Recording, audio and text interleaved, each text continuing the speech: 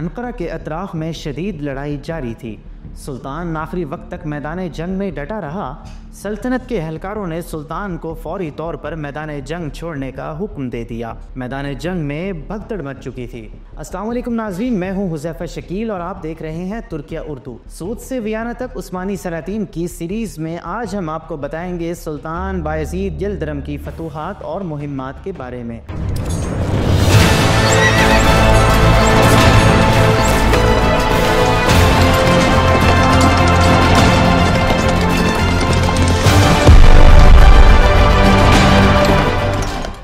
ناظرین، بات ہو رہی تھی سلطان بایزید یلدرم کی، جو کہ میدان جنگ میں اپنے ساتھیوں کے جھرمٹ میں موجود تھا، اور وہ اس سے کہہ رہے تھے کہ اے سلطان، آپ کے بیٹے میدان جنگ چھوڑ کر جا چکے ہیں، ہمیں یہاں سے فوری چلے جانا چاہیے۔ سلطان ایسی گہری سوچ میں تھا جیسے شاہین کے پر زخمی ہو گئے۔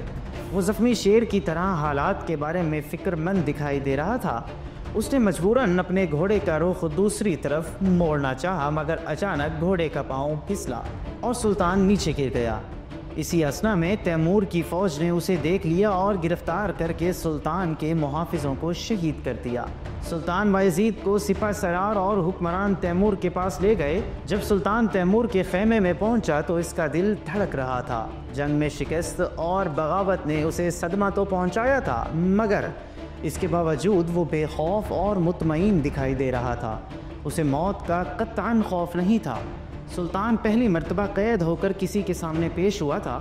تیمور لنگ کی رگوں میں چنگیز خان کا خون تھا، اور وہ دنیا کو فتح کرنے کے لیے وسطی ایشیائی سے نکلا تھا اور راستے میں آنے والے تمام علاقوں کو فتح کرتا آیا تھا۔ جب اس نے اپنے خیمے میں سلطان بایزید یلدرم کو دیکھا تو اپنے تخت سے اٹھ کھڑا ہوا۔ اس نے ایک سلطان بایزید یلدرم کا دوستوں کی طرح استقبال کیا۔ اس نے سلطان سے کہا کہ قسمت اور مقدر میں ایسے ہی ملنا لکھا تھا۔ آپ پریشان مت ہوں، اب ہماری دشمنی ختم ہو چکی ہے۔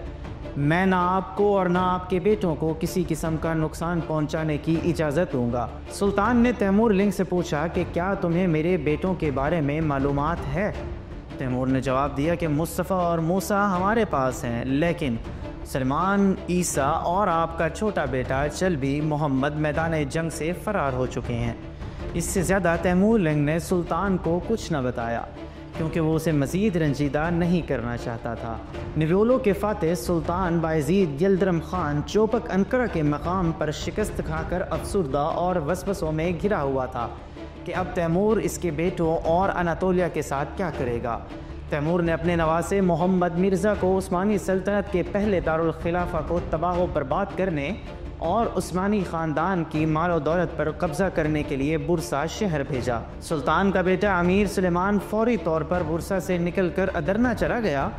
سلطان بایزید یلدرم کے سامنے عثمانی سلطنت کو تباہ کیا جا رہا تھا۔ سلطنت ٹکڑے ٹکڑے ہو رہی تھی۔ سلطان کو تیمور اک شہر لے آیا اور سیدت محمود ہیرانی کے مزار کے قریب ایک عمارت میں بند کر دیا۔ سلطان ابھی تیمور کی قید میں ہی تھا کہ اس نے اپنے بیٹوں میں اقتدار اور تخت کی لڑائی کے بارے میں سنا۔ یہ اس کے لیے پریشان کن صورتحال تھی۔ سلطان سوچوں میں گم رہتا۔ اس کی کئی خواب تھے، اس نے کئی فتوحات کرنی تھی۔ استنبول فتح کرنا تھا، اناطولین حصار اسی مقصد کے لیے بنا تھا۔ وہ اس اہم بازنطینی شہر کو فتح کرنا چاہتا تھا۔ سلطان بایزید یلدرم 29 سال کی عمر میں عثمانی تخت پر بیٹھا تھا۔ کوسو کی فتح کے بعد اس نے رومیلی کے علاقے کو فتح کیا تھا۔ جب اس کے والد سلطان مراد کی شہادت ہوئی تو اس وقت عثمانی سلطنت 2,91,000 مربع کلومیٹر تک پھیلی ہوئی تھی۔ اس نے اب تک 14 سال بطور عثمانی سلطنت فتوحات حاصل کی تھیں، اور سلطنت عثمانیہ کی وسعت 9,42,000 مربع کلومیٹر تک پھیل چکی تھی۔ نیبولو میں اس نے بہت بڑی فتح حاصل کی۔ اس کی فتح کے شکرانے کے طور پر اس نے وہاں ایک عظیم مسجد اولو جامع مسجد کی بنیاد رکھی، اور اس کے علاوہ تمام مفتوحہ علاقوں میں بہترین انتظام و انصرام کا اہتمام کیا۔ چاروں طرف سے گھرا بازنطینی شہنشاہ یورپ سے مدد کی درخواست کرنے لگا اور خفیہ سازشوں میں مصروف ہو گیا۔ اس کا منصوبہ تھا کہ وہ ترکوں سے اناطولیہ خالی کرائے اور وہاں قابض ہو جائے۔ اس نے ان خیالات کا اظہار ہنگری کے بادشاہ سے خفیہ طور پر کیا۔ سلطان کو اس منصوبے کا علم ہو گیا۔ اس نے اس سازش کو ناکام بنا کر استنبول پر حملے کی مہم تیار کی۔ شہر استنبول کو فتح کرنے کی مہم کے دوران ہنگری کا بادشاہ اور اتحادی صلیبی فوج کا لشکر عثمانی سلطنت کی طرف ایک بڑے مارکے کے لیے آگے بڑھتا جا رہا ہے۔ صلیبی لشکر نیبولو تک پہنچ چکا تھا، یوں اس نے استنبول فتح کرنے کی مہم ادھوری چھوڑ کر صلیبیوں کا مقابلہ کرنے کے لیے چل پڑا۔ جب صلیبی لشکر نشے میں چور تھا تو اس نے اچانک اپنے سامنے عظیم لشکر کو دیکھا تو اس کے اوزان خطا ہو گئے۔ صلیبی لشکر کو یقین نہیں تھا کہ سلطان بایزید یلدرم اتنی جلدی لشکر لے کر ان کے مقابلے کے لیے کماکا آ جائے گا۔ اسے یہ بتایا گیا تھا کہ سلطان اور عثمانی لشکر جنگ کا سن کر بھاگ گئے ہیں۔ دونوں لشکر آمنے سامنے ہوئے۔ سب سے پہلے فرانسیسی فوجوں نے عثمانی لشکر پر حملہ کیا۔ عثمانی تیر اندازوں نے انہیں شدید نقصان پہنچایا۔ شہزادہ مصطفیٰ نے اپنی فوج کے ساتھ انہیں پسپا کر دیا۔ دور سے افلاک شہزادے یہ سب اپنی آنکھوں سے دیکھ رہے تھے۔ صلیبیوں کو میدان جنگ میں سخت مقابلے کا سامنا تھا۔ جب انہیں اپنی شکست سامنے نظر آنے لگی تو میدان جنگ سے فرار ہونا شروع ہو گئے۔ سپہ سالاروں نے بھی فوج کو پیچھے ہٹنے کا حکم دے دیا، جس سے صلیبی لشکر میں بھگدڑ مچ گئی۔ یہ منظر دیکھ کر ہنگری کے بادشاہ نے کشتی لی اور دریائے تونا سے دور بھاگ نکلا۔